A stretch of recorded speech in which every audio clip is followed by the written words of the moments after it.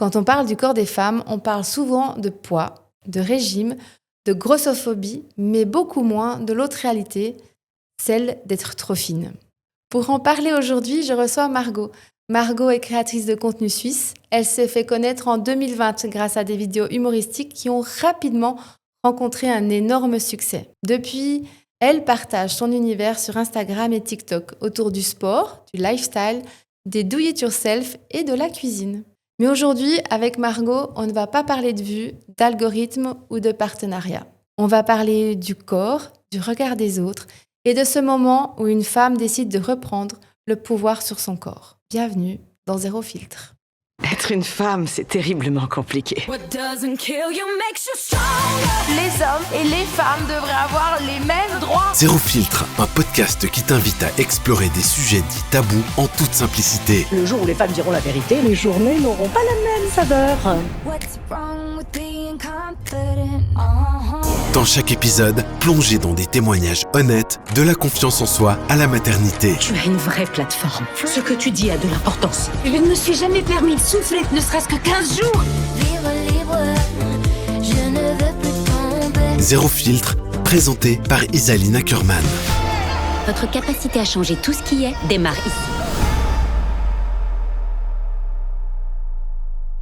Et bonjour Margot. Et bonjour. Bienvenue dans Zéro Filtre. Merci. Comme toutes mes invitées, d'abord je leur demande de se présenter, même si je pense que tous les gens te connaissent sur les réseaux sociaux. J'aimerais que tu te présentes comme toi tu le souhaites. D'accord. Alors, je m'appelle Margot Sédou, j'ai 26 ans et je suis créatrice de contenu depuis 5 ans maintenant sur les réseaux sociaux, les deux plateformes, TikTok et Instagram. Et voilà, je vis de ma passion, du dessin, de la cuisine et je suis très reconnaissante aujourd'hui d'avoir fait tout ce parcours. Donc ça fait depuis 2020, hein, t'as dit, c'est ça? Exactement, ouais, depuis le Covid. Ouais, bah donc un en fait, vrai tremplin. oui, voilà. Donc en fait, moi je te suis depuis le début, depuis tes danses TikTok, vraiment. Et de l'évolution, du Oui. changement. Oui, complètement. On va peut-être en parler brièvement, mais c'est pas le sujet de l'épisode. Il y a une autre question sur laquelle j'aime bien poser, mais bon, là, tu t'es pas trop définie selon des casquettes et des rôles, mais quand même, un petit peu, tu as dit que tu étais créatrice de contenu. Oui. Sans cette casquette-là, Margot, qui es-tu? C'est une grande question. Je pense que je suis une personne qui adore apprendre. Je suis très ambitieuse et si je devais choisir un métier demain qui n'est pas l'influence, ça serait extrêmement difficile pour moi d'y répondre parce que j'adore tout. En fait, je suis passionnée de tout. J'aime autant le bois, la peinture, la décoration d'intérieur, l'architecture. J'adore. En fait, tous les sujets me passionnent. C'est rare que je puisse rencontrer quelqu'un qui fait un métier qui me passionne pas, en fait. J'ai toujours envie d'en apprendre plus. Je suis vraiment... voilà, quoi. Je sais pas comment dire, mais tout me passionne, en fait. Ouais. Ça se voit sur ton compte, hein, notamment. Ouais. Donc en fait, tu es une ultra passionnée Exactement. de la vie, de tout. De tout. Et c'est ce que je dis toujours, j'ai un peu l'impression d'avoir fait un apprentissage accéléré depuis que j'ai commencé les réseaux. Parce que j'ai un peu appris plein de branches différentes. Et je trouve que ça m'a énormément appris et fait évoluer. Et puis en fait, il n'y a aucun apprentissage qui m'aurait permis de développer autant de connaissances dans chacune de ces branches. Voilà. Ouais. Ça, j'en suis convaincue. Ouais. En plus, moi, je suis très admirative de celles qui sont arrivées. Ça fait 10 ans que j'étais sur les réseaux sociaux, donc on m'a regardé comme un dinosaure, moi, quand je suis arrivée. Oui. En mode, qu'est-ce que tu fais? C'est quoi cette culture du vide? Bon, bref, je vais te passer les détails. Mais c'est vrai que quand je vous ai vu, la nouvelle génération, un peu... Bon, tu vois, j'ai quand même 44 ans, t'en as 26. Oui. T'as 44 ans. Oui. Donc on a un gap, tu vois. Et du coup... Tu fais tellement pas ton âge. J'ai cru que t'avais genre la trentaine. Écoute... Non, ils sont bien là. Ouais. Et d'ailleurs, je les apprécie, ces 40 ans, parce que je pense que j'étais pas la même à 26 ans qu'à 40. Bien sûr. Et bref, pour revenir à ce que tu disais, je vous admire. Vous avez bâti, surtout toi, en Suisse romande, vraiment une communauté rapide avec une persévérance. Donc oui, j'entends ce que tu dis, que ce métier t'a appris énormément de choses. Des fois, on minimise tout ce que ça veut dire, ce rôle-là. Influenceuse, créatrice de contenu. Après, on pourrait très bien aussi rester dans son coin et puis produire du contenu un peu toujours similaire et puis pas forcément en apprendre. Mais moi, j'aime toujours un peu me surpasser, toujours apprendre de nouvelles choses. Enfin, je veux dire, c'est aussi ça qui me passionne dans mon métier, c'est qu'il n'y a aucun jour qui est similaire. Tous les jours, c'est différent et c'est ça qui, je pense, qui me stimule au quotidien et je suis jamais ennuyée. À chaque fois, on me dit, mais comment on fait pour avoir toutes ces idées? En fait, c'est le quotidien, c'est l'envie d'apprendre. Enfin, voilà, un peu tout ça, un bon mélange de tout ça. Justement, une de tes vidéos récemment, c'était, tu as partagé ta transformation, mais physique, n'est-ce pas? Et ça m'a beaucoup touchée parce que justement, vu que je te suis depuis le début, c'est vrai que moi qui ne te connais pas plus que à travers les réseaux sociaux, je me suis jamais dit que c'était un complexe. Oui, vraiment. Ouais. Je me suis pas. Cette vidéo m'a rendue attentive à ça. Ouais. Et justement, quand tu repenses à cette période-là, avant ta transformation, de quoi tu te souviens?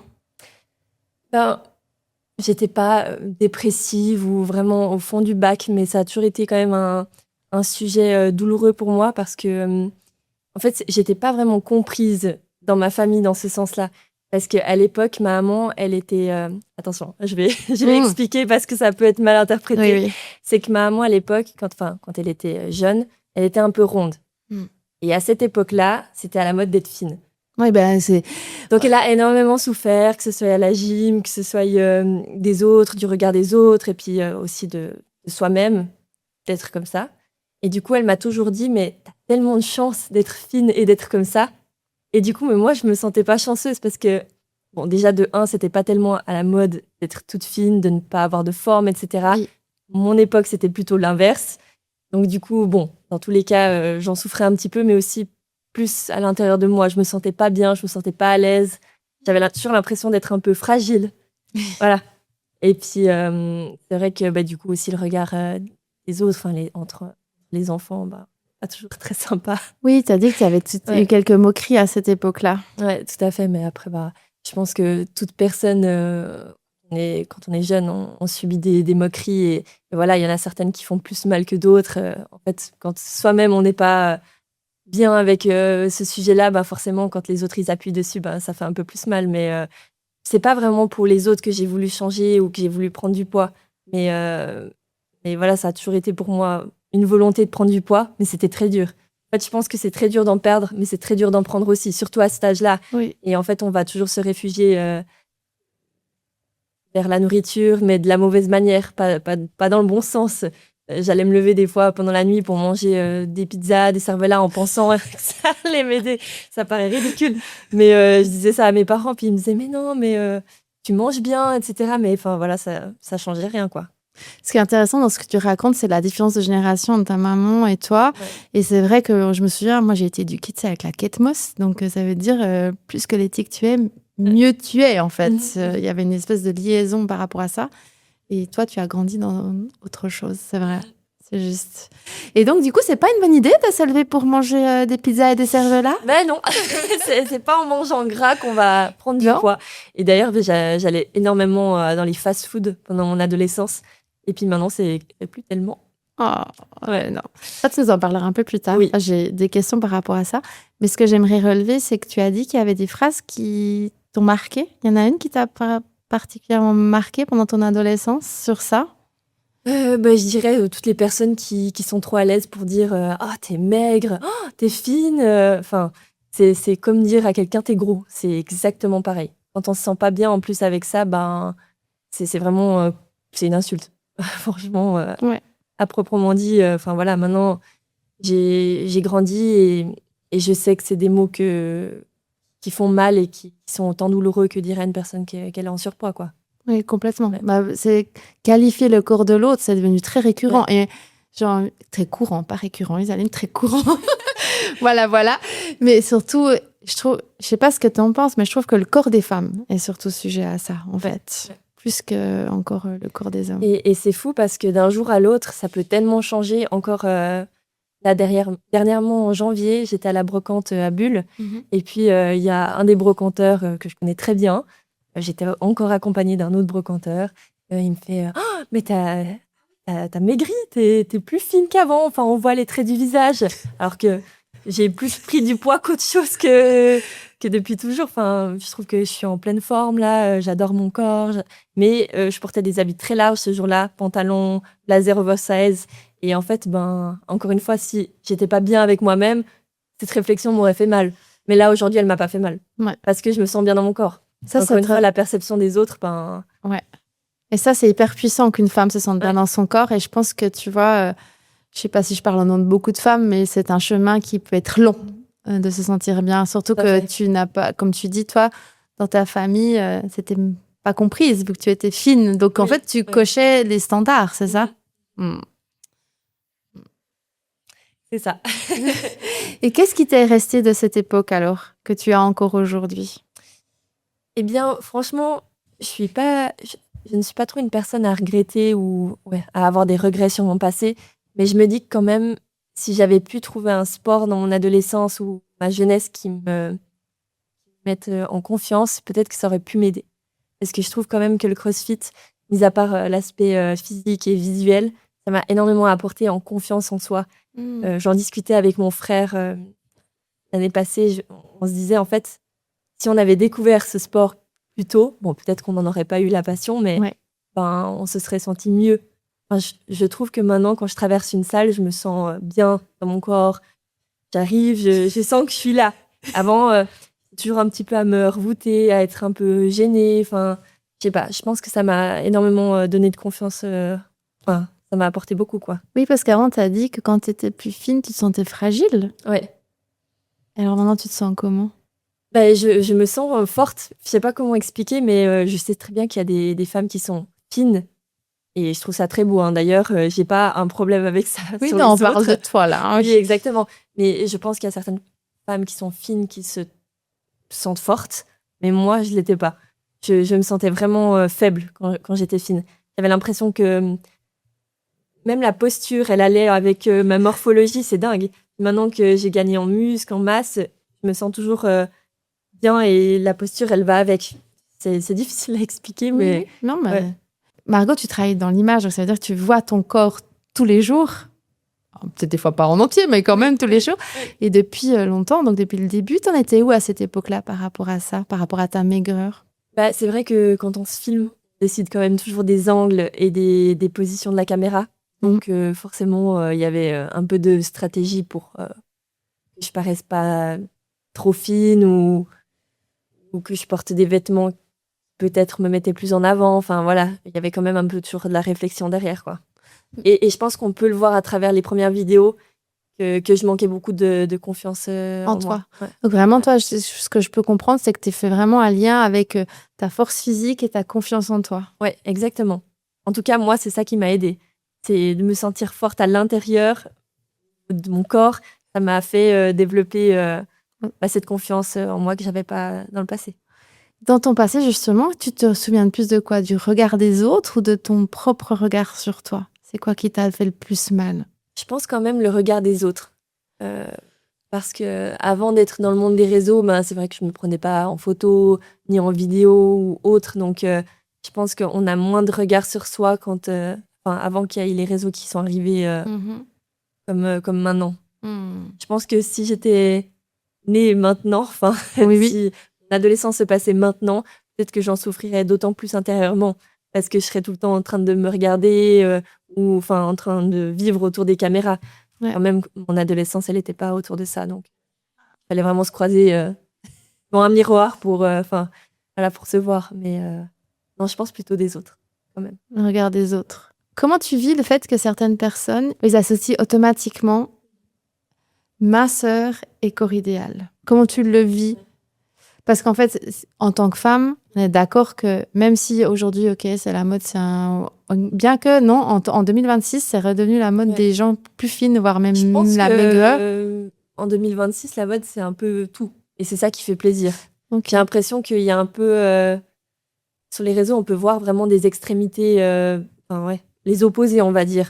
Autant des femmes qui sont très fines et qui sont très à la mode, on dira, et autant l'inverse aussi des femmes qu'on forme, qui sont aussi très à la mode. Donc, je pense qu'il y a un peu de tout et ça plaît à tout le monde, du coup. Peut-être pas aux mêmes personnes, mais du coup, ça touche tout le monde, je dirais. Mais est-ce que tu penses pas quand même qu'on est toujours en train de se dire que plus on est mince, plus on est idéal, on a un corps parfait? J'essaie de me... Dans ma tête de femme de 44 ans, c'est un peu ce que je me dis, tu vois.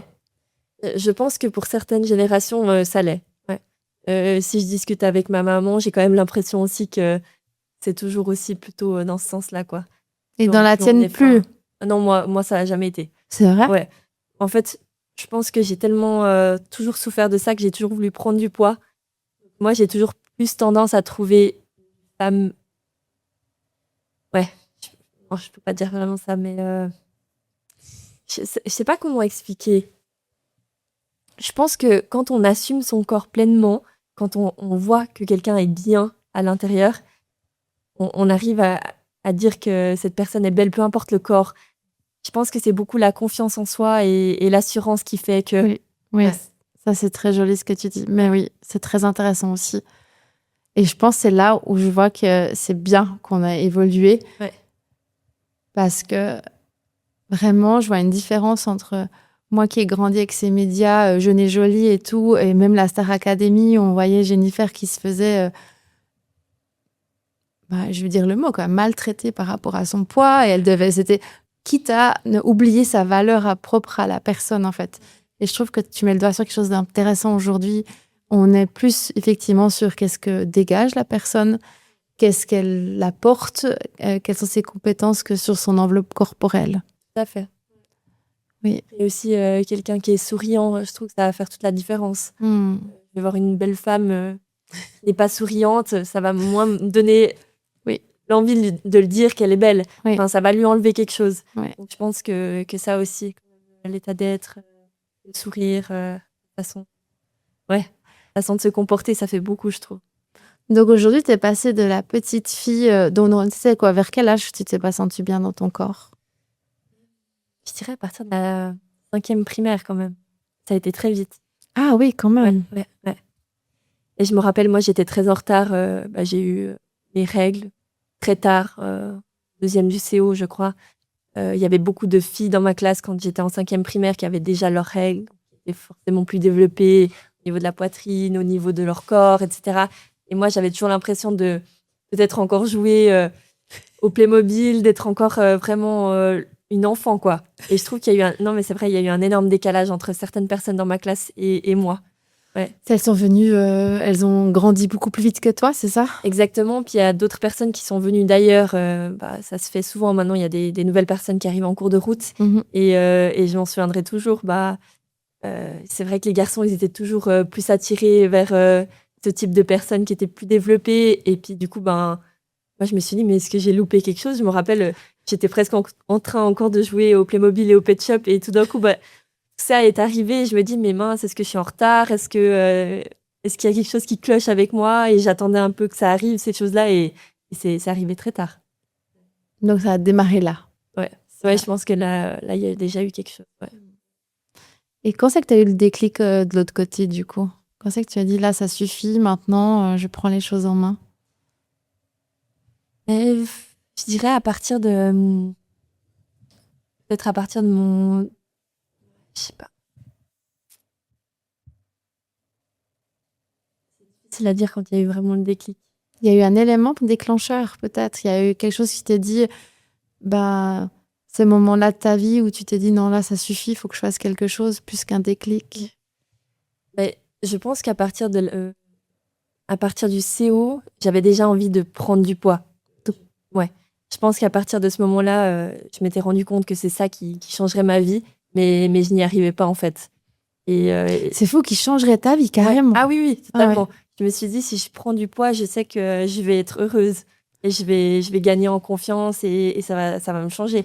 Comme dirait, excuse-moi, comme quelqu'un qui dirait, le jour où je perds du poids, je vais être heureuse et c'est ça qui va changer. Ouais. Et du coup, j'ai fini le CO. Après, j'ai fait mon apprentissage. Là aussi, j'avais toujours envie de prendre du poids, mais c'était cette période où j'allais plus au fast-food. J'étais convaincue que si je mangeais plus gras, j'allais prendre du poids et c'était complètement faux. Complètement faux. Et après, j'ai eu ma maturité. Enfin, j'ai eu vraiment beaucoup d'années où j'ai tenté de gagner du poids, mais je n'y arrivais pas. Et je me disais, en fait, ça résonnait vraiment très faux dans ma tête, c'est que je me disais, si je fais du sport, je vais encore perdre du poids. Donc, j'étais vraiment rentrée dans un cercle vicieux où je me disais, il faut que je mange mal, Et il faut pas que j'aille faire du sport. Non, mais Oui, je sais pas qui c'est qui m'a dit ces choses-là, mais... Non, mais alors, moi, j'ai mis une hypothèse, Margot, laisse-moi j'ai mis une hypothèse que peut-être les magazines féminins qui nous disent qu'il faut toujours être en déficit calorique et tu t'es dit, le sport va me faire perdre des calories. Ouais. Et j'ai dit, bon, au c'est contrario, je dois Ouais. manger. Ouais. C'est une hypothèse. Ouais, mais non, mais peut-être complètement. Je sais pas qu'est-ce qui a planté ces premières graines, mais ouais. C'est un peu de tout ça. Et un jour, j'ai rencontré un copain. Et du coup, il m'a dit, ah, mais tu devrais essayer de faire du crossfit, enfin, venir essayer de faire un peu de sport. Tu fais pas de sport. Et moi, à part un peu de randonnée, c'est vrai que je faisais aucun sport. Je faisais aucun sport à l'époque. Donc, au début, je me disais, mais j'ai pas trop le temps. Je sais pas si j'ai vraiment envie. Et j'avais toujours ce truc en tête de me dire que j'allais perdre du poids en faisant du sport, quoi. J'allais brûler des calories. Donc, je me disais, mais ça va pas, c'est complètement à l'inverse. Ou alors, je me disais peut-être d'une manière que je pouvais prendre un peu de poids, c'était à la salle de musculation. Mais j'avais, on va dire, j'avais pas l'énergie d'y aller seule. Et quand j'y allais, j'avais l'impression de faire tout faux. Et en fait, comme l'alimentation, elle n'était pas bonne non plus derrière, je pense que j'avais pas non plus l'énergie suffisante pour faire des bonnes séances. Enfin voilà, j'étais un peu perdue. Je pense vraiment, c'était une époque où j'étais perdue. C'est une époque, tu te souviens, c'est avant Covid, après? C'est avant Covid. Donc tout ça, c'est ce qui se passe avant de t'être lancée, donc avant qu'on connaisse. Ok. Ouais, tout à fait. Ouais. Et donc c'est grâce à ton chéri que tu commences le sport. Je prends le virage, ouais. Là, il y a eu En fait, c'est à partir de ce moment-là qu'il y a eu la grosse transition du début des vidéos à maintenant. Je pense que c'est beaucoup le sport qui a fait. Ah, c'est intéressant. Donc, tu as tout eu en même temps, en fait. Ouais, et ton exactement. chéri, et le début des vidéos, et le sport. Voilà, Une nouvelle exactement. Margot en route. Exactement. Et alors, quel sport t'as commencé? Du coup, le crossfit. Le crossfit. Ouais, exactement. Et comment ce sport, il a pu justement te pacifier avec ton image corporelle? Eh bien, du coup, j'ai commencé mes 2 premières séances avec mon copain. Du coup, on était allés ensemble. Enfin, voilà. Parce que moi, j'étais pas trop... j'étais très introvertie, un peu gênée. C'est fou quand même quand on pense. Hein. Ouais. Et du coup, je suis arrivée. Et puis, c'est vrai que le crossfit, c'est très communautaire. Il y a une communauté, on s'entraîne à plusieurs personnes en même temps. Enfin, environ 10 ou 12 personnes. Donc, il y a du monde. Ouais, moi, j'ai jamais fait de cours de cours. Ah, ok. Et ça change parce que moi, à l'époque, j'avais fait du fitness. Donc, j'étais seule ou alors parfois avec une amie. Mais voilà, c'est quand même quelque chose de très individuel. Et là, quand tu arrives au CrossFit, tout le monde est là pour toi, entre guillemets. Ça veut dire que tu vas commencer ton entraînement, même si tu as de la peine et que tu vas prendre plus de temps à finir. Même les plus forts de la boxe, ils vont attendre et venir t'encourager jusqu'à la fin. Et ça, pour moi, c'était un monde qui me paraissait... Donc, en fait, c'était un peu tous les avantages d'un sport d'équipe, sauf pour les bénéfices individuels. Voilà, ouais. Ah, fou. Et alors, comment ça se vit, une introvertie qui va dans un sport où il y a plein de monde? Au début, c'était difficile, je vais pas mentir. J'étais toujours un peu gênée d'y aller, pas à ma place, parce que forcément, j'arrivais rien à faire. J'avais l'impression d'être nulle. Enfin, voilà, mais bon, bien commencer à quelque part. Et en fait, ce qui est bien en CrossFit, c'est que, en tout cas, je parle de la boxe où je suis à Fribourg, c'est qu'il y a de tous les physiques. Des grands, des petits, des plus ronds, des plus fins. Enfin, voilà, il y a de tout. Et je pense aussi que c'est comme ça qu'on s'y sent bien. On n'est pas catalogué, quoi. Enfin, j'ai l'impression quand même, quand on va au fitness, quand on va dans la zone musculation, il y a un peu les physiques parfaits. Et là, je trouve que au CrossFit, c'est différent. Il y a aussi de tout âge. Personnes de la 90aine d'années qui s'enseignent au CrossFit, quoi. Parce qu'il y a des cours de renforcement. Enfin, il y a plusieurs disciplines. Et je trouve qu'on s'y sent bien. C'est vraiment un environnement sain. Et j'ai trouvé ma place. J'ai réussi à faire ma place là-bas. Après, je dirais 5-6 séances, ça a commencé à bien aller. Et puis, j'ai commencé à évoluer très rapidement. Et en fait, c'est là que tout s'est aligné parce que comme je commençais à prendre plaisir à venir au sport, je me disais, j'aimerais bien faire quelque chose de bien pour mon alimentation. Et j'ai commencé un peu à me renseigner, à parler avec les différents coachs. Et ils m'ont dit que de manger gras, c'était pas la clé pour prendre du poids. Alors dis-nous, c'est quoi la clé pour prendre du poids, Marie? Et du coup, la clé, déjà, pour moi, ça a été de déjeuner. C'est vrai que le déjeuner, c'était quelque chose que soit je ne prenais pas, soit je mangeais pas forcément assez ou les bonnes choses. on dira. Oui, parce qu'on est un peu éduqué en Suisse à manger très sucré, Ouais, c'est des ça. tartines. Les tartines, exactement, voilà. ouais. Et en fait, non. Ouais. Mais je pense qu'encore une fois, c'est propre à chacun. Je pense pas qu'il y a quelque chose qui soit juste ou faux. Mon papa, il mange 5 tartines par jour. Il va très bien, il est fort, il est musclé. Ah, ça, c'est le papa. Donc voilà, les 5 tartines lui vont très bien et je suis très heureuse pour lui. Hein. Et moi, je pourrais toujours continuer à manger une tartine, mais avec d'autres choses à côté. C'est vrai que c'est pas assez nourrissant pour moi et j'ai l'impression aussi que je carbure mieux avec du salé. Donc c'est vrai que la première chose que je prends le matin, ça va être quelque chose de salé. Ouais, donc, tu as changé tes habitudes alimentaires. Exactement. Et est-ce que quand tu es arrivée au CrossFit, tu as dit ton objectif? Tu as osé le dire que... Oui, ouais, tout à fait. J'ai eu tout de suite un rendez-vous avec le propriétaire de la boxe et je lui ai tout dit. que je me sentais pas bien dans mon corps, que j'aimerais prendre de la masse musculaire. Enfin, à l'époque, je parlais toujours de poids. Et on me disait, oui, d'accord, tu aimerais prendre du poids, mais tu aimerais pas prendre du ventre. Et je me disais, non, pas forcément. J'aimerais plutôt prendre un peu partout. Mais c'est vrai qu'il n'y avait pas une zone précise où j'avais envie de prendre du poids. J'avais même envie de prendre des bras. Et encore, tu t'es pas dit, pardon, mais je veux un fessier énorme ou... Oui. Je voulais juste prendre du poids partout. Donc, c'était pas simplement un endroit. Ça m'était même égal d'avoir un peu de ventre. Je voulais juste prendre du poids et être bien. Et voilà. Et ça, est-ce que tu avais pu en discuter avec d'autres gens avant ce rendez-vous-là? Est-ce que de manière transparente, tu avais pu le dire à tes copines ou ailleurs? Oui. Ok. Ouais, j'en avais déjà parlé, même avec mon copain. Et il me disait toujours, mais non, mais tu verras, le CrossFit, ça va te faire prendre de la masse, du poids. Et moi, au début, même, je fuyais tout ce qui était cardio. Donc, tous les cours où je voyais qu'il y avait un peu de course ou du cardio, je fuyais, je me désinscrivais. J'allais pas. J'avais quand même toujours un petit peu cette phobie en moi. Oui, je vois. C'est-à-dire que même si on me disait, tu peux y aller, tu vas pas perdre du poids, je feintais quand même un peu les classes. Je m'inscrivais plus quand il y avait des charges à porter que du cardio, quoi. C'est hyper intéressant parce que tu vois, moi qui me suis plutôt, je suis partie des petites rondes de mon adolescence qui a plutôt combattu pour perdre ce poids et qui a dû faire la paix, passer la quarantaine justement pour prendre de la masse musculaire. Donc justement, lutter contre la balance, c'est dire plus aller sur la balance puis se dire pitié pourvu qu'elle est descendue, tu sais, mais plutôt se dire mais non, c'est bon, je sais que si je fais ce poids-là, si je me sens bien dans mes vêtements, c'est ok.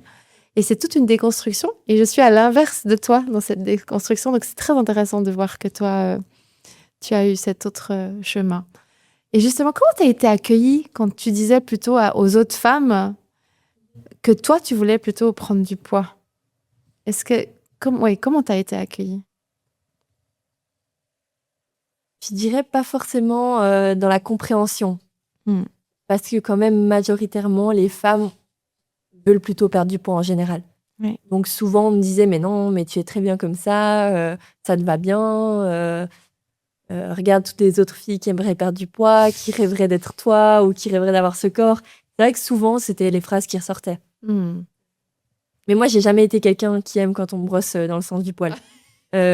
Ça va très bien avec mon travail actuellement. Enfin, parce que je vis, parce que en fait, des fois, il y a beaucoup de créations que je ne montre pas sur les réseaux sociaux. Ça veut dire que, par exemple, en fin de l'année passée, on a fait des paillassons avec ma sœur et j'étais pas satisfaite de mon rendu parce que dans ma tête, j'avais imaginé quelque chose de parfait. J'ai jamais posté. Et à chaque fois qu'on vient chez moi, parce qu'il est toujours sur mon balcon, ce paillasson, on me dit c'est trop beau, c'est trop joli. Enfin voilà, et moi je dis non, mais j'ai jamais posté ce DIY, je l'aime pas. Je trouve que je l'ai pas bien réussi. Et en fait, même s'il y a 100 personnes qui vont me dire c'est magnifique, ça va pas me faire changer mon avis personnel. Ah, donc ce que tu veux dire, c'est que tu t'affranchis de ce que pensent les gens. Ça veut dire que c'est à te convenir à toi. Exactement, ouais. Maintenant, surtout maintenant. Ouais. Okay, parce qu'à l'époque, j'aurais pu être influencée par ce que les gens pensent, mais maintenant, j'ai l'impression que c'est plus le cas. Ok. Si j'ai déjà fait un avis dans ma tête, ça va pas changer. Très têtu. Voilà, quoi. C'était ma question. Comment tu naviguais entre toutes les attentes qu'on dit aux femmes? Si on dit sportive, mais pas trop. Naturelle, mais pas trop. Ouais. Comment tu fais pour gérer ces attentes-là? Je pense qu'on peut jamais satisfaire à tout le monde. Ouais. Enfin voilà, quand j'ai commencé à poster mes transformations, parce que j'ai vu et j'ai reçu énormément de messages de jeunes femmes qui se sentent pas bien dans leur corps non plus et qui aimeraient prendre du poids et de la masse musculaire. Donc voilà, je suis très heureuse d'aider dans ce sens-là. Après, je suis pas coach sportif ni coach nutritionnel. Donc voilà, je fais toujours aussi attention à ce que je dis parce que je pense que mon alimentation et mon train de vie me correspond à moi, mais correspondrait pas à tout le monde. Et c'est pour ça que c'est un métier. Hein. Oui. Je veux pas m'inventer là-dedans, mais j'essaie de donner peut-être les petits conseils et les petites choses qui m'ont fait évoluer et qui m'ont fait changer. Mais j'ai perdu. Je sais plus ce que C'est très bien. C'est très bien. C'est très bien. Je disais qu'est-ce qui fait, comment tu navigues par rapport aux injonctions. Ouais. Et tu disais que Oui. il y a que toi qui les choses peuvent faire t'influencer. Il y a que toi qui. Et tu disais aussi que tu donnais des petites astuces actuellement par rapport à ta vidéo. Tu as reçu beaucoup de commentaires. Oui. Et c'est vrai que parfois, quand je pose des photos où on voit mes muscles sont contractés, enfin voilà, je reçois des fois des messages d'hommes. Faut faire attention, pas que ce soit trop musclé. Après, c'est plus trop féminin. Voilà. Mais franchement, moi, ça me touche pas. Limite, ça me fait rire parce que dans tous les cas, je sais que quand on se met dans une certaine position, qu'on contracte les muscles, ça donne cette image, mais qu'au quotidien, on n'est pas. Non, bah non. Enfin, voilà. Et même, je trouve ça très beau. Hein. Voilà, Il y a des femmes qui sont musclées vraiment encore plus. Je trouve ça très, très beau. Ouais. Et encore une fois, c'est une question d'assurance et de se sentir bien. Oui. Je trouve que quand on est en adéquation avec soi-même, Parce que tout va bien. Ce qui m'impressionne, c'est ça, c'est que tu as tu t'affranchis de ce que pensent les gens et je trouve ça remarquable. Est-ce que tu as une astuce au-delà du fait que c'est quelque chose qui est apparemment inné, ce que je peux ressentir en toi là, parce que je vois que peu importe ce qu'on te dit, si c'est pas aligné avec toi, tu n'écoutes pas. Mais pour les personnes qui nous écoutent, qui ont du mal à s'affranchir de ces remarques ou qui ont du mal à s'affranchir du regard des autres, qu'est-ce que tu leur dirais? Et je pense que la clé, c'est vraiment de s'aimer soi-même. Non, mais c'est vrai, c'est dur. Et je pense qu'il y a un bon nombre de personnes qui s'aiment pas, au fond. Peut-être qui prétendent être heureux et qui prétendent être heureux avec eux-mêmes. Mais je dirais que c'est d'abord ça. Donc, ce que ça t'a apporté, en somme, en plus de déjà que tu avais un caractère affirmé, c'est que maintenant, tu t'aimes dans ton corps, en fait. Exactement. Ouais. Ça a été un long parcours et ça n'a pas été quelque chose de simple, mais voilà. Qu'est-ce que ça t'apporte au quotidien? Tu m'as déjà dit, une confiance, mais concrètement, qu'est-ce que ça t'apporte? Mais déjà, le sport, en général, m'a apporté physiquement beaucoup de confiance, mais aussi... je me sens bien Enfin, je veux dire, là, si je vais en course, j'ai 2 énormes sacs, c'est pas une tâche qui est difficile pour moi. Si je dois déplacer un meuble ou porter quelque chose de très lourd, c'est pas difficile pour moi non plus.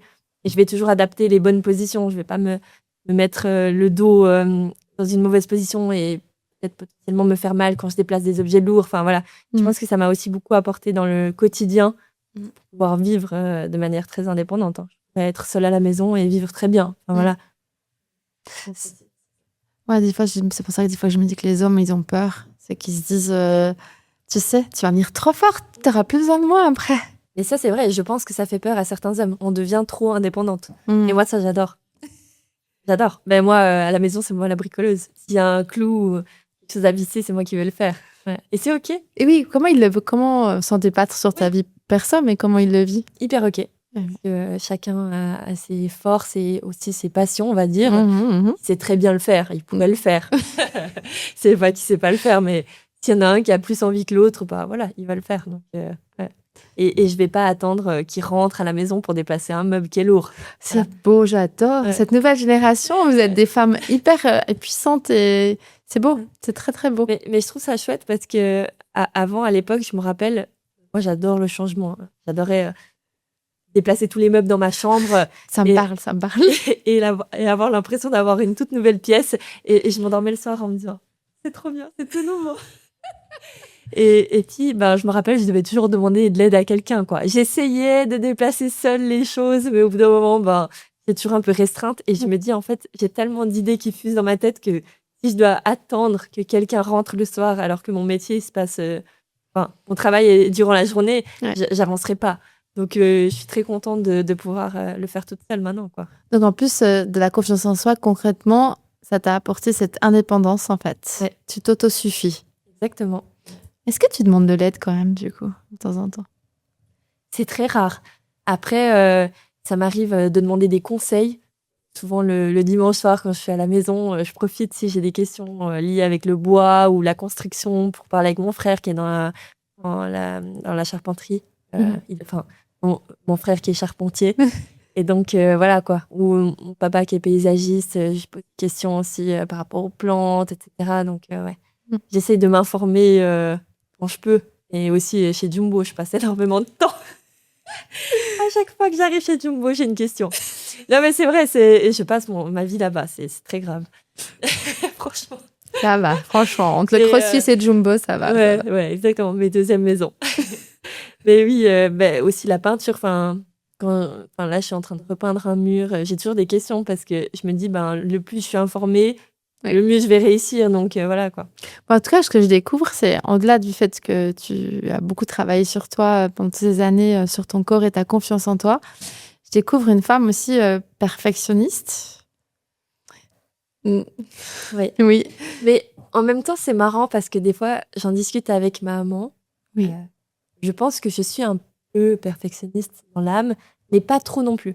Alors, vas-y, explique-moi. Parce que mon frère, pour moi, il est ultra perfectionniste. C'est-à-dire que quand il fait des découpes, vu que aussi c'est son métier, voilà, quelquefois, oui, il m'a aidé une fois pour un mur en bois chez moi, qui est derrière ma télévision. Bon, ça, c'était quand même un gros changement et surtout des hauteurs de panneaux à plus de 3 mètres. Donc, voilà, c'est difficile de le faire seul.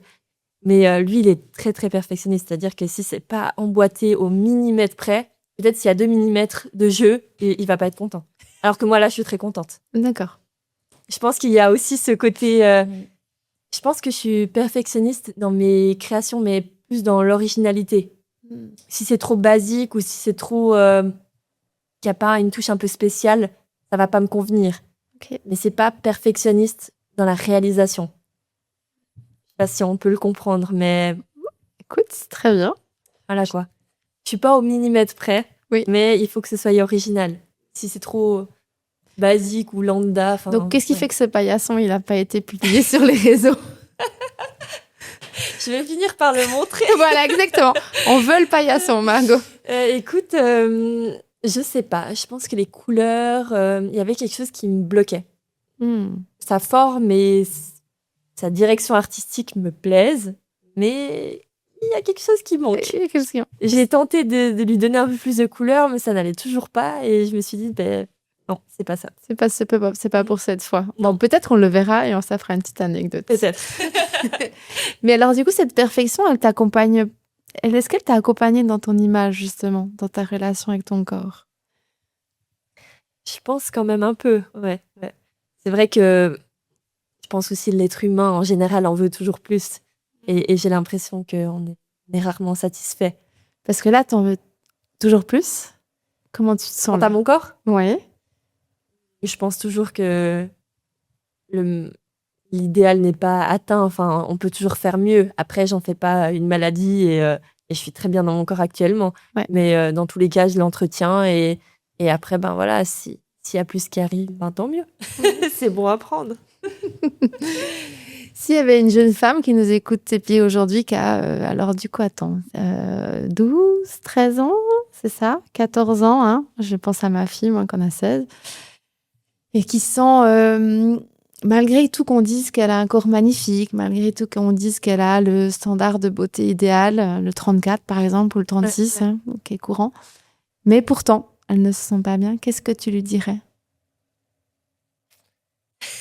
J'ai l'impression de me revoir à travers cette question. C'est dur, hein, de donner des conseils, mais je réfléchis à quelque chose. Prends ce qui vient. Des fois, c'est juste. Mais d'ailleurs, pour rebondir, je réfléchis à la réponse, je me rappelle aussi que pour s'habiller, c'était compliqué. J'étais tellement fine à l'époque que, par exemple, j'avais envie d'aller chez Taliwell, c'était à la mode à l'époque. Et même le XXS ne m'allait pas. C'était trop grand. Du coup, il y avait aussi ce laps de Tu vois? Tu te rendais compte que Je c'était... pouvais pas m'habiller chez les grands. C'était compliqué. Ouais. Parce qu'après, quand tu as eu quand même la puberté, ça a changé, ça, ou pas tant? Pas tant que ça. Pas tant. Donc en fait, tu es resté quand même dans cette idée que tu n'étais pas... j'ai mis une hypothèse, tu me diras, que tu n'étais pas conforme à être une femme. Parce que tu me dis souvent, dans les habits d'adultes, tu dis. Ouais. Les habits de grand, tu as dit. Oui, pardon. oui. Non, c'est vrai. Hein. Donc, est-ce que pour toi, le fait d'avoir pris du muscle, ça a aussi permis d'être une femme et plus une petite fille? Complètement. Ouais. Je pense il y a 2 facteurs. Le fait d'avoir retiré tous les artifices, plus d'avoir gagné en muscles. Ah, c'est juste, tu parles des artifices. Et je pense que ça a marqué le step de passage à la femme. J'ai l'impression qu'avant ça, j'étais jeune fille et puis maintenant, je me considère comme femme. Bon, on va faire un petit exercice un peu particulier. Allez. Je te laisse te répondre à la question plus tard. Oui. Oui. Si se casse pas la figure, n'est-ce pas? Non, c'est bon. C'est là un petit miroir, parce que bon, j'ai pas pu prendre mon... Oui. Voilà, là. C'est bon, tu te vois dedans? Oui, je me vois. Qu'est-ce que tu vois quand tu te regardes, Margot? Et de la joie. De la joie? De la joie. De l'assurance. Être à l'aise devant un miroir, tout simplement. Pas fuir de regard. Pas fuir de regard.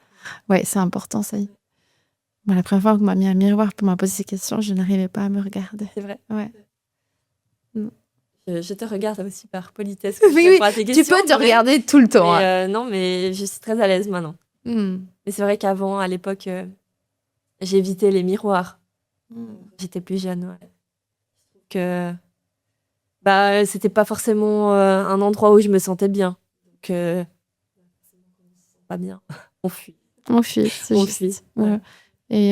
Et dans le sens contraire, je me souviens que moi, j'aimais bien les miroirs parce que ça me rassurait. Dans le sens, tu contrôles ton image. Comment elle est. Ouais. Ah, je comprends. Moi, je t'invite à fermer les yeux, du coup.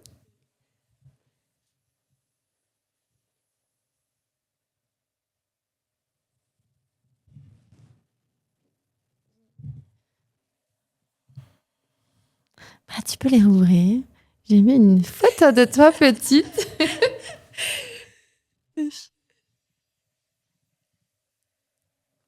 T'es trop belle sur cette image. Qu'est-ce que tu aurais eu besoin d'entendre à ce moment-là, quand tu es une enfant? Si tu as une émotion, c'est ok. Ouais. Je sais pas.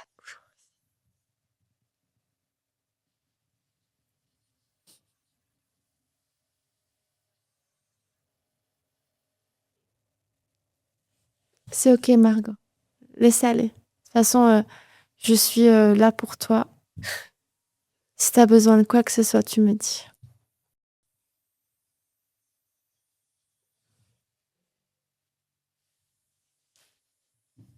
Je pense que là, à cet âge-là, on n'a pas de jugement, donc on est heureux.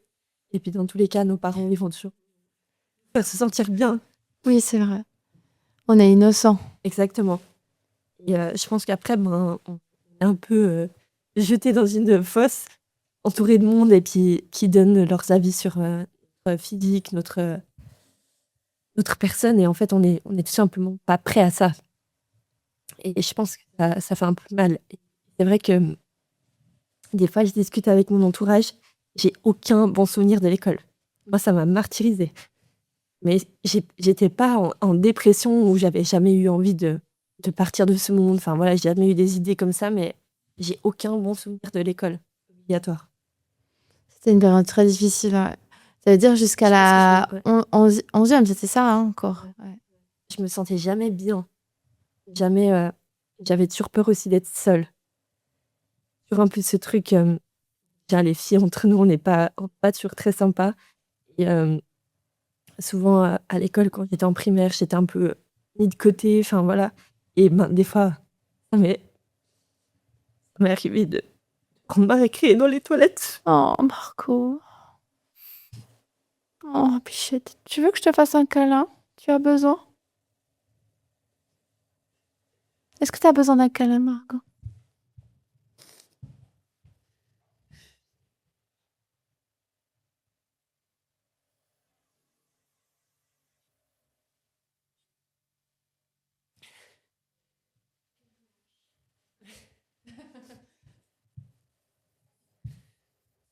Je pensais pas que ça allait Ouais, contenir autant de... Bah, c'est bien, c'est que ça doit sortir et c'est... Et c'est vrai que des fois, je me dis, je sais que j'ai envie des enfants. Enfin, je sais que j'ai envie d'avoir des enfants. Mais en même temps, je me dis, mais c'est tellement horrible. Je me dis, ce monde dans lequel on vit, on grandit. Et en fait, des fois, il n'y a pas d'échappatoire. J'en parlais un peu à mes parents, mais dans tous les cas, si on ne se fait pas soi-même sa place, c'est pas eux qui vont la faire à notre place. Non. Ça sert à rien.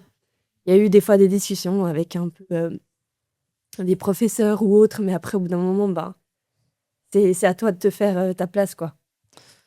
Malheureusement, puis nous, en tant que parents, on apprend que si on intervient, des fois, c'est pire. Ça aggrave les situations.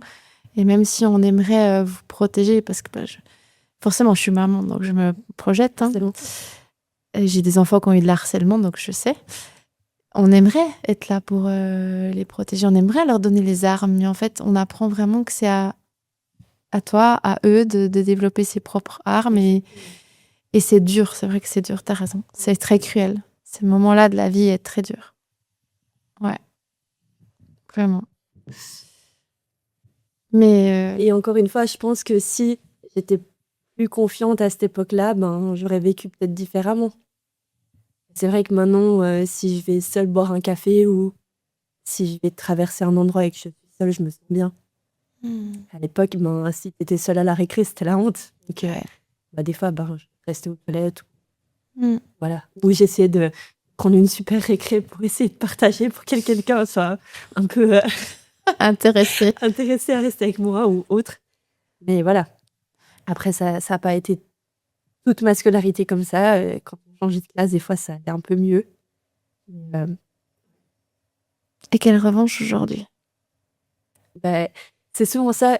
J'ai l'impression que les personnes qui sont dans le monde des réseaux sociaux, la création de contenu, j'ai l'impression qu'on a tous un petit peu une similitude dans le parcours. Oui. On a des points communs. Exactement. On grandit, etc. J'en discutais avec Samy Loft, qui lui aussi n'avait pas forcément sa place, cette société quand il a grandi, etc. Et j'ai l'impression que tous les créateurs de contenu, on a un petit peu ce truc de peut-être qu'on n'était pas forcément bien où on était quand on a grandi et qu'on s'est un peu créé cette safe place derrière l'écran. Oui. Et maintenant, il y a tellement de bienveillance, les gens ils sont tellement gentils et franchement, je pense qu'il n'y a même pas 1% de haine sur mon compte. C'est assez fou, quoi. Les gens sont vraiment hyper sympas et je me dis en fait que c'était où ces gens quand on était petits. C'est fou. Ouais. Moi, j'ai envie de te dire, tu attires ce que tu es. Ouais. Donc, c'est normal que tu aies beaucoup de bienveillance et de gens gentils. Et c'est vrai, on se demande où ils étaient à la récréation, ces gens-là. Parce qu'ils étaient enfants avant. Ouais. Mais je pense que si on leur met une photo d'eux, ils ont d'autres choses à dire, tu sais. Oui, certainement. À tous. Moi, je connais quelqu'un de très proche qui a été un harceleur, incarcélé. Ouais. Je te jure que souvent, il y pense maintenant en se disant, mais qu'est-ce que j'ai fait? Pourquoi je l'ai fait? À quel... Tu vois, pour être populaire, et encore, en fait. À quel prix? Voilà, exactement. Tout à fait. Bon. Mais je pense que des fois, quand on est enfant, on réalise pas. Non. On réalise pas ce qu'on est en train de faire. Et les codes de la cour de récré, c'est ça. C'est être le plus populaire, peu importe, en fait. C'est ça. Ouais. Et des fois, ça vient en rabaissant d'autres gens. Et peut-être que si on était dans l'autre sens, on aurait été heureux, je sais pas. Je sais pas. C'est dur à dire, mais... je sais pas. De toute façon, il y en a toujours pas de ceux qui sont de côté ou... Toujours. Ce sera toujours. Et en fait, quand tu vois qu'il y a une faiblesse, les enfants, ils appuient encore plus dessus.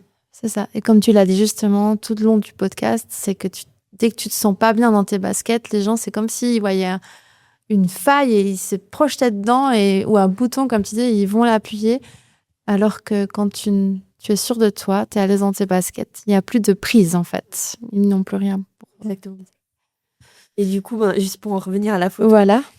ça m'a fait de l'émotion parce que je vois que je suis heureuse, souriante. Et en fait, je pense aussi, ce qui m'a permis de jamais être en dépression, c'est que ma famille, ça a toujours été ma safe place. Quand je rentrais à la maison, tout allait bien, tout ce que je pensais de mauvais sur moi ou sur mon physique, etc., ça partait. Parce que la famille, ça a toujours été un peu le moment de recueil et de bien-être. De coco, on a l'impression que ça fait comme ça. Exactement, ouais, exactement. Et je pense que ça aurait été très dur si c'était pas là. Si la famille, c'était pas mon petit coco, là, je pense qu'il y aurait peut-être eu des idées plus noires. Une ressource, les parents, si vous écoutez. Ouais. Non, vraiment. Des fois, il ne faut pas chercher à soigner, il faut chercher à faire un petit coco à la maison. Exactement. Ouais. Mais bon, pour terminer avec cette image de toi, petite fille, est-ce que tu penses qu'elle est fière de la femme que tu es devenue? Tout à fait. Tout à fait. Et surtout, toutes ces heures de... Moi, j'ai grandi à la ferme, donc, à l'écart des autres. Et ça aussi, peut-être, tu vois, dans un sens, ça m'a aidée. Et dans un sens, peut-être que parfois, ça m'a un peu... comment dire, mis certains... pas des bâtons dans les roues, mais par exemple, les enfants qui habitaient dans les quartiers, ils allaient à pied à l'école ensemble. Moi, j'étais toujours véhiculée, vu qu'on habitait en retrait, à l'école. Donc, toujours ces laps de temps. Ces liens qui se font sur le chemin. Oui. Et parfois, je disais à ma maman, mais je vais essayer de rentrer et un bout avec eux, puis après, tu viens me chercher ici. Comme ça, j'ai un peu pu être avec les autres. Et après, au CO, ça a été pareil. C'est que les enfants, ils prenaient le train pour rentrer chez eux. Moi, il n'y avait pas le train. Il n'y avait pas ça. Donc, on venait me chercher à l'école. Tout ça, ça cassait aussi, je pense, un peu ce côté peut-être de contact avec les autres enfants. Mais d'un autre côté, comme j'étais toujours un peu seule à la maison quand mes frères et sœurs ils ont grandi et moins là, le fait de s'ennuyer, ça développe à fond la créativité. Oui. Et ça, je suis éternellement reconnaissante à mes parents parce que ça m'a tellement apporté, développé. Enfin, je suis toujours en train d'imaginer des choses dans ma tête, de créer, de construire, de dessiner, etc. Et je pense que vraiment de laisser un enfant s'ennuyer un peu, ça a beaucoup de bénéfices. Oui. Maintenant, j'ai l'impression que il y a trop de facilité, que si un enfant il s'ennuie, il chouine un peu, on lui donne un téléphone, on le fout devant la télé. Je dis pas que c'est pas bien, j'ai regardé la télé. Hein. Il y a plein de dessins animés que j'ai regardés, mais c'était peut-être 1 heure dans la matinée, et puis voilà, après c'était terminé. Oui. On jouait dehors, on jouait dans la boue, on en mangeait certainement. Non, mais voilà, je pense que ça m'a beaucoup apporté. Je suis pas quelqu'un qui tombe souvent malade. Oui. Oui. J'ai bu du lait depuis que je suis née, je me suis jamais rien cassé. Non, mais je pense réellement que ça m'a beaucoup apporté de grandir à la ferme. De grandir dans un environnement sain et éloigné de tout ce qu'on peut avoir comme cliché, en tout cas sur le reste. Oui. On a encore un point commun. J'ai grandi dans une maison tout éloignée. Ah voilà. De tout le monde. Ok. Je devais aussi te faire véhiculer. Oui, à chaque fois. J'ai pas eu de vie de quartier. Non. Mes voisines, c'était des vaches. Ouais, donc, voilà. Moi aussi. Non. Mais c'est comme ça. Je pense qu'effectivement, ça nous... Moi, ce que j'ai appris avec le temps, c'est que ça nous forge des choses. Bien sûr, on a souffert, mais grâce à ces douleurs, on est devenu ce qu'on est aujourd'hui. Exactement. Mais c'est vrai que ça laisse des traces. Je pense qu'il n'y a pas un lieu qui est idéal avec un autre.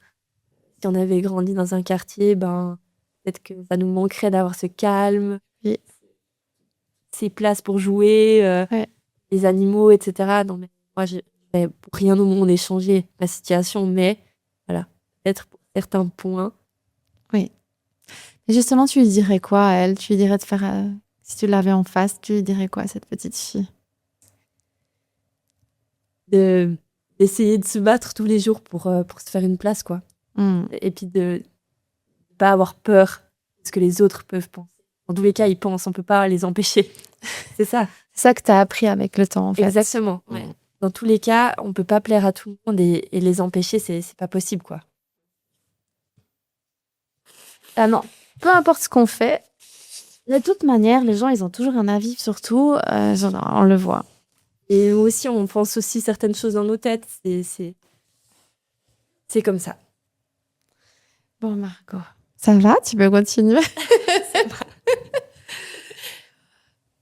Après tout ce beau partage de toi, c'est vrai que cette image, en plus, elle respire la joie. Exactement. Ouais. Tu as un projet actuellement? Oui. Oui. Prochain livre. Oui, c'est ça. Et tu parlais justement de la création et tout ça. Et c'est vrai que sur les réseaux, si vous ne la suivez pas, allez suivre Margot parce que vous allez voir tout l'étendue de ta créativité manuelle, vraiment. Je suis subjuguée chaque fois que je vois tes recettes et tes do it yourself. Parce que j'en ai fait des do it yourself avec mes enfants. Hein.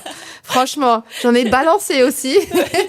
Non, bravo vraiment pour tout ce que tu fais. Mais parle-nous de ce prochain livre, justement, qui sort bientôt.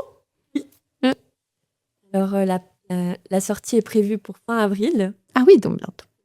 Exactement. Et cette fois, ce sera un livre de recettes accompagné de quelques DIY.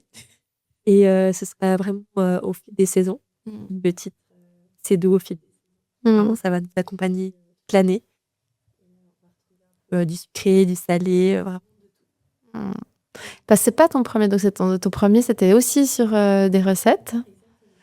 Et comment, juste brièvement, comment on arrive à passer d'un compte Instagram et TikTok à des livres? Qu'est-ce qui s'est passé? Eh bien, je pense que le Covid, ça m'a énormément donné envie d'apprendre dans certaines branches, dont la cuisine. C'est vrai que ma maman, elle a toujours eu l'habitude de cuisiner quand on était là, etc. J'étais pas forcément intéressée quand j'étais plus jeune par la cuisine, mais je regardais toujours. Je pense que les premières petites graines, elles ont été plantées à ce moment-là. Et c'est vrai qu'elle avait l'habitude que si tout d'un coup, on n'avait plus de pain, c'était pas la catastrophe. Elle disait, bon, on en fait un. Alors que je pense que pas beaucoup de personnes auraient cette pensée de se dire, bon, on se fait un pain, c'est pas grave, c'est pas dur. Donc, surtout à l'époque, il n'y avait pas toutes ces ressources qu'on trouve maintenant sur les réseaux et sur Internet, tout ça. Donc, ouais. Je pense que ça m'a un peu aussi inspirée. Et puis, sur les réseaux, j'ai commencé à partager mes recettes et ça me plaisait bien. Et moi, ça me donnait plus en plus envie de cuisiner, ce qui me plaisait aussi. Et j'aime bien le fait que ce soit varié. Pas tous les jours du dessin, pas tous les jours des DIY, mais aussi de cuisine. Et en fait, finalement, c'est le quotidien. On mange, on a des passe-temps, des hobbies, un peu de sport, un peu d'animaux, enfin, un peu de tout. Et je trouve que ça résume bien mon quotidien. Voilà. Et du coup, en 2023, j'avais commencé un peu avec mon copain à récolter mes recettes et on se disait, ce serait sympa d'avoir un e-book parce que tout le monde me demandait, mais t'as pas un endroit où il y a toutes tes recettes? C'est vrai que je faisais des à la une en story, mais c'était compliqué. Surtout qu'au bout d'un moment, il commençait à y en avoir beaucoup. Donc, les recettes sucrées, il y avait 2 à la une. Enfin, ça devenait un peu désordonné. Et du coup, je me suis dit, peut-être qu'un e-book, ça pourrait intéresser. Mais toujours avec ce truc de si ça fonctionnerait pas ou pas tellement de légitimité de sortir un livre, je me suis dit, un e-book, voilà, si ça intéresse, ça intéresse. C'est pas trop dangereux, ça va. C'est ça, je me suis dit, bon, ça va, je prends pas énorme risque de faire ça. Je récolte juste mes recettes et puis voilà. Et tout d'un coup, j'ai reçu en 2023, 2-3 mois après qu'on ait commencé à faire ça avec mon copain, j'ai reçu une proposition de la maison d'édition Solar à Paris.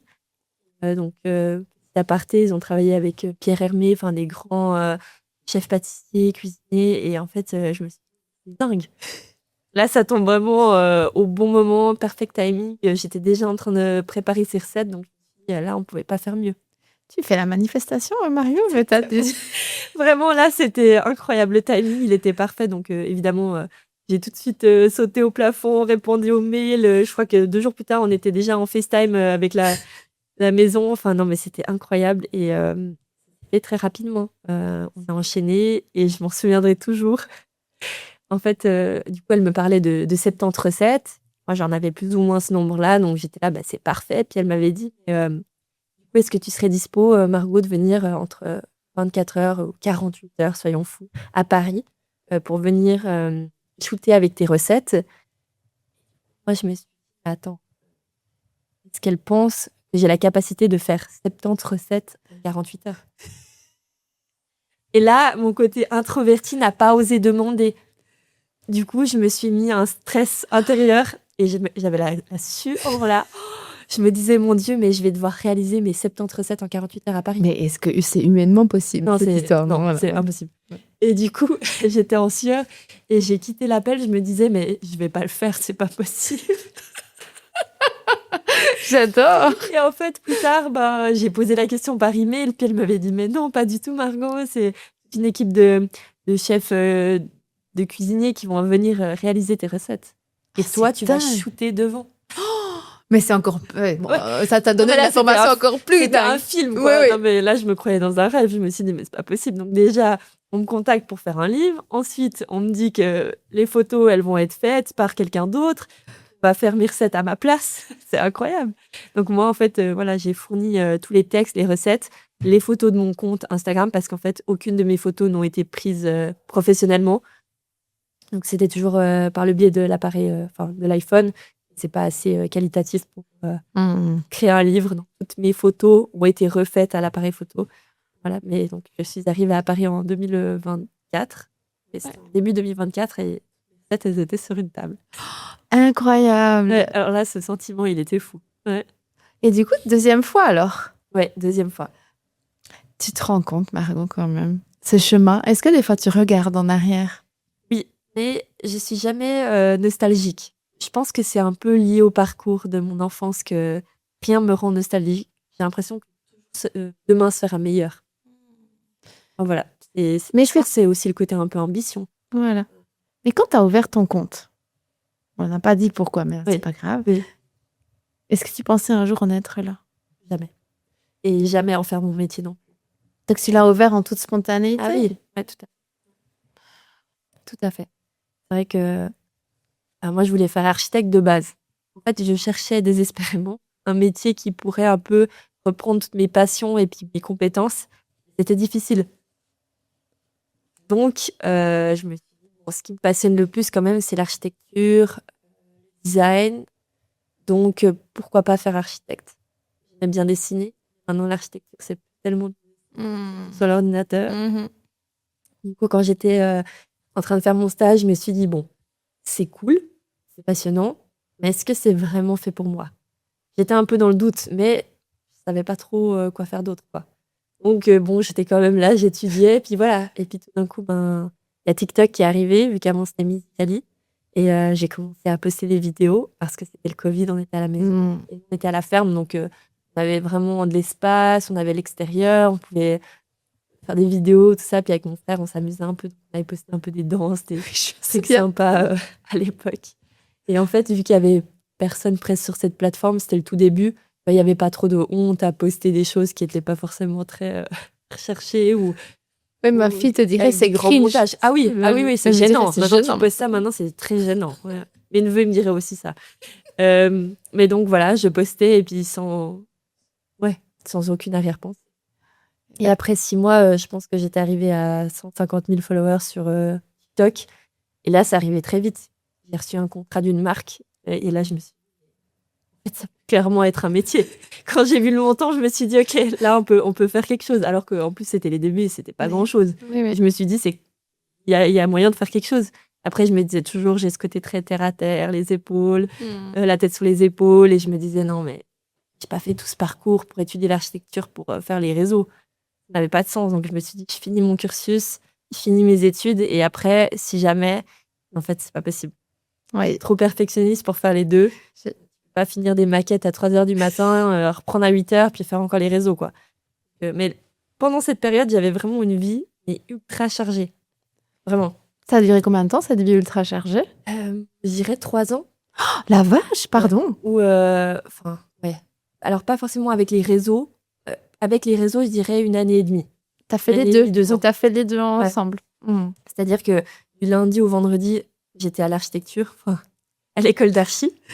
Ensuite, le vendredi soir, dès que je terminais à 5h, j'allais directement à Manor à Bulle. Je faisais les nocturnes. Le samedi, je travaillais chez Manor.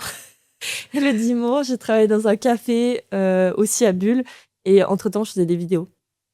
Non, mais vraiment une vie à 200 km/h, quoi. Et qu'est-ce qui t'a fait basculer complètement alors? Tout d'un coup, je commençais à avoir des vraies entrées d'argent, des vrais salaires tous les mois. Et je me disais, ça n'a plus trop de sens de travailler chez Manor et dans le café. Mais en même temps, j'aimais trop mes collègues. J'aimais trop cette ambiance. D'ailleurs, franchement, aux jeunes, moi, je leur recommande vivement de faire un apprentissage. Moi, ça m'a tant apporté de faire un apprentissage parce que j'étais perdue à 16 ans, 15 ans, et j'ai fini assez tôt l'école. On me demandait ce que je voulais faire, j'en avais aucune idée, malgré toutes les présentations de métiers à l'école, enfin voilà, aucune idée. Et en fait, je pense que la plupart des parents auraient dit, bah, va à l'ECG ou va au collège où tu vas étudier, puis tu verras bien. Et mes parents, ils m'ont dit, bah écoute, moi je pense que tu devrais faire un apprentissage. Puis moi, j'en avais aucune idée dans quelle branche. Ma maman, je me rappelle, m'avait dit, ah, regarde, il y a une place à Manor en tant que gestionnaire du commerce de détail, vendeuse. Et elle m'a dit, mais tu devrais trop aller déposer ton CV, tu verras bien. Et puis comme ça, bah, ça te permet de réfléchir pendant ce temps tu fais ton apprentissage et tu verras bien. Je me suis dit, bon, bah voilà, je suis allée faire mon essai, c'est bien passé, je me suis bien entendue. Je me suis dit, bah c'est cool. C'est cool, je fais mon apprentissage là-bas. Et je pense que ça m'a beaucoup apporté parce que du coup, tu reçois déjà un petit salaire tous les mois, tu deviens un peu indépendant. Tu apprends vraiment à être avec les adultes, quoi, dans une vie d'adulte. Tu apprends ce que c'est que des mots sur des papiers qui restent très abstraits pendant très longtemps quand tu fais des études. Exactement, voilà. Ouais. Je pense que ça m'a boosté cet apprentissage. Voilà. Ça m'a vraiment mis dans le monde ouais, assez rapidement, quoi. Donc c'est les finances qui t'ont fait basculer dans le monde de l'influence à 100% en fait. Ouais, et t'en as fait ton métier. Et bah c'est incroyable. C'est incroyable. Bah, justement, si t'avais la Margot de 20 ans en face de toi maintenant, aujourd'hui, tu lui dirais quoi? Et de ne pas avoir peur de la suite. Parce que c'est vrai aussi que beaucoup de monde m'ont dit « Ah, mais on ne sait pas combien de temps ça va durer. Peut-être que ça va durer qu'une année. Les réseaux, c'est pas la vie. Peut-être que ça ne fonctionnera pas dans 2 ans. » Et puis, en fait, finalement, là, on est 5, 6 ans plus tard. Et voilà. Toujours là. Et toujours bien là. Ouais, toujours bien là. Et peu importe ce qui peut se passer demain, j'ai un apprentissage, j'ai une maturité, un papier. Enfin, voilà, j'ai un background quand même, j'ai pas rien. C'est juste. Mais du coup, si demain je dois retourner chez Manor, par exemple, ça me dérangerait pas. Oui, Je puis serais terre à terre. ça se sent. À aparté, c'est quoi ton signe astrologique? Taureau. Et toi? Moi, Vierge. Vierge. Taureau, oui, je sens le Ça côté. te va bien de faire des podcasts. C'est venu longtemps, ça. Ma sœur, elle est vierge, elle fait que parler. Elle va me tuer quand elle... Ah non, j'aime ta sœur déjà par son signe, c'est bon. Non, alors oui, bon, ça m'a pris longtemps, tu sais. Ça aussi, c'est grosse déconstruction, pas légitimité, bref. Ouais. C'est pas à moi de parler. Mais oui, je comprends. Ouais. Ouais. Mais en tout cas, c'est très impressionnant de voir qu'à 26 ans, tu as un parcours déjà et une lucidité assez claire par rapport à la vie et au matériel. On sent que tu es bien ancré, justement. Le taureau est bien là. Exactement. Avant qu'on termine et que je te laisse à ta vie justement trépidante, est-ce que tu as 3 choses que tu aimerais que les auditrices ou les auditeurs nous retiennent de ton épisode, ou 2 ou une? Donc 3 mots. Oui, ou 3 concepts, ou 3 phrases, ou 3 choses que tu as dites, que tu as dit, voilà, j'aimerais bien qu'ils repartent avec ça. Je dirais en premier, je dirais de faire confiance au destin. D'écouter la petite voix qu'on a dans notre tête. Deuxièmement, s'il y a des jeunes qui me regardent ou qui me visionnent et qui sont un peu perdus dans ce qu'ils font, qui ne trouvent pas leur voie, d'y aller quand même. Moi, je conseille toujours de faire un CFC. Je trouve que ça enrichit énormément en termes de relations, de travail, enfin de l'argent aussi, un peu de se gérer, d'être indépendant. Je dirais de faire un CFC si on est un peu perdu et qu'on ne sait pas ce qu'on veut faire à 15 ans, c'est OK. C'est pas dramatique. Oh non. Parce qu'à 15 ans, on peut pas décider de notre vie plus tard, quoi. Et puis des fois, on est un peu submergé parce que tous les camarades, ils savent ce qu'ils veulent faire plus tard. Et puis finalement, 5 ans plus tard, ils font pareil. Enfin voilà, on ne sait pas ce qui se passe plus tard. Et voilà. Des fois, il ne faut pas se mettre trop de stress parce qu'à entendre certains profs, on va jouer notre carrière en sélectionnant notre apprentissage ou nos études autres. Enfin, voilà. Comme dans un jeu de société. De toute façon, on ne te trompe pas. Ouais, exactement. Alors qu'en fait, finalement, il ne faut pas se mettre tant de pression que ça. On peut faire des passerelles, on peut toujours évoluer. Enfin, voilà. Je pense relativiser, pas se mettre trop de pression quand on est jeune. Et troisième point, je dirais la confiance en soi. Essayer par n'importe quel chemin de se sentir bien. À partir de ce moment-là, on s'en foutra de ce que les gens ils peuvent. Je dirais pas qu'il faut faire un travail sur soi et s'en foutre de ce que les gens y pensent. Oui. C'est à partir du moment où on se sentira bien, on s'en foutra. On n'a pas besoin de faire un travail sur les autres, mais sur nous-mêmes. Oui. Et après le reste, tout s'aligne. Oui, entièrement d'accord.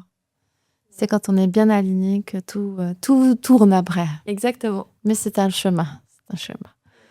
Mais merci Margot, on se réjouit. Je me réjouis de voir la sortie de ton livre au fil des saisons, c'est ça. Donc fin avril. Hein. Ouais. Voilà. Exactement. Et puis merci d'être venu partager un bout de ta vie, un bout de ce parcours, autant un petit peu d'influence que de relation à ton corps, qui est, je pense, essentiel en tant que femme. Parce que vraiment, moi, j'ai grandi dans l'autre côté, comme ta maman. Oui. Plus on est fine, mieux c'est. Et je le comprends aussi. Hein. Non, mais alors, vraiment déconstruit depuis, si je peux, comme toi, attraper le plus de muscles possible pour ma soixantaine. C'est ce que je vais faire, vraiment. J'ai vu que c'était d'ailleurs, on en parle dans un autre épisode avec une autre dame essentielle pour bien vieillir, donc la masse musculaire. Donc, merci vraiment de t'être prêtée à ce jeu qui est le podcast. Je te souhaite un beau retour. Et puis voilà. Merci encore à toi pour l'accueil et pour ta bienveillance. Avec plaisir. Si cet épisode vous a plu, s'il vous a parlé, je compte sur vous pour le partager, le commenter. Et c'est grâce à vous que le podcast peut grandir, qu'on peut de plus en plus le diffuser. Et c'est grâce à vous que je fais ce que j'adore. Donc merci et je te dis à bientôt.